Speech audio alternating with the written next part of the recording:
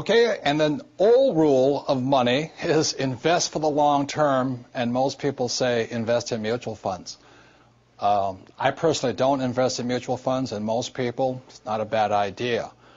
But if you want higher returns with less risk and less taxes, then you have to first invest in your financial intelligence. So mutual funds have its place for most people, but I personally don't invest in them. And I'll go into why. So when somebody says invest for the long term, one of the problems I have with that is, what does that mean? Because that's the old rule. The new rule is you have to know the difference between buy, sell, and fool. And so when I'm buying and selling something or investing, this is the difference for me, okay? When I buy, let's say, a house or an apartment house, I buy it long. That means I want to hold on to my real estate forever. But what I do is I sell it every 30 days to my renters. So I hold the property forever. All these guys who are flipping property, the problem with flipping property is that you have capital gains tax all the time. You're losing money to taxes. It doesn't make sense. So buying, let's say, an apartment house, I have, let's say, a 500-unit apartment house today, and I started off with little individual houses. You know, the rule for getting rich is from Monopoly: 4 greenhouses, 1 red hotel. 4 greenhouses, 1 red hotel. So I started with small houses, and today we have big apartment houses, big commercial buildings, things like this. But the principle is the same, whether it's a small house or a big house. So I buy it. I intend to hold it forever. I'm going to pass it on for generations, but I sell it every 30 days.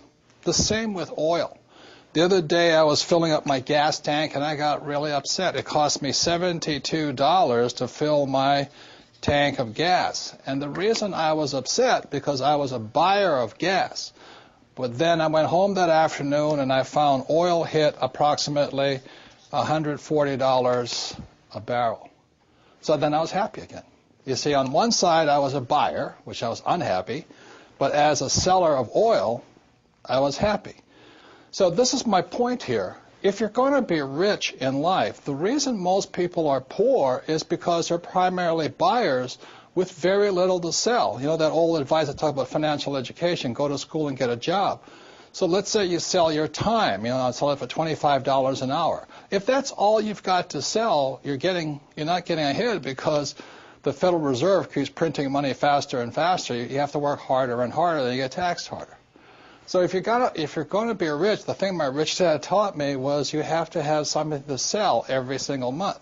So every single month I'm selling my apartments, my units, for 30 days at a time. I'm selling my oil, on the open market. And you look at what I did, even though I flunked out of high school twice and I couldn't write, and I really couldn't spell, is when I write a book, I write it once, but I sell it into 100 different languages throughout the world. So every quarter I'm getting a paycheck. So to be rich, it really understands the new rules of money requires you to know when you're buying, when you're selling. And that is essential to being rich today. Now, when I talk about the fool, it's called the greater fool theory.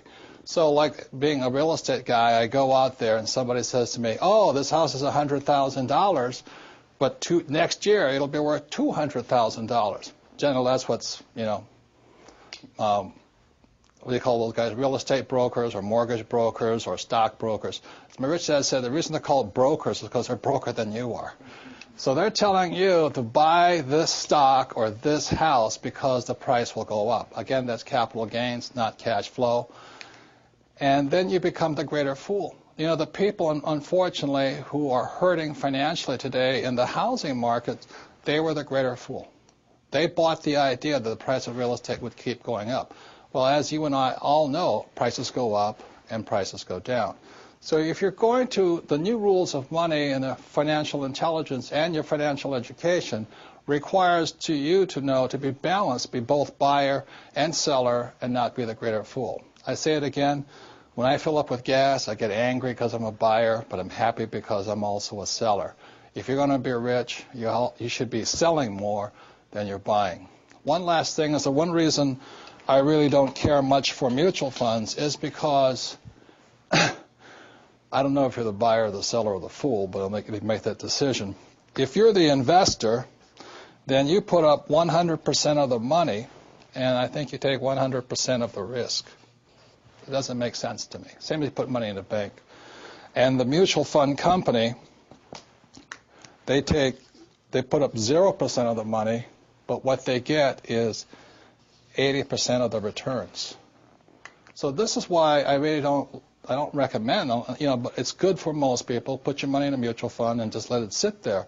But what happens is you take 100% of the risk, you only get 20% of the returns, and you put up 100% of the money. That doesn't make sense to me.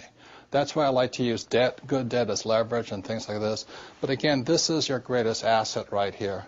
So I don't just blindly invest for the long term. I don't park my money. And the reason I don't park my money in the bank is because I said in 1971, the U.S. dollar stopped being money and it became a currency.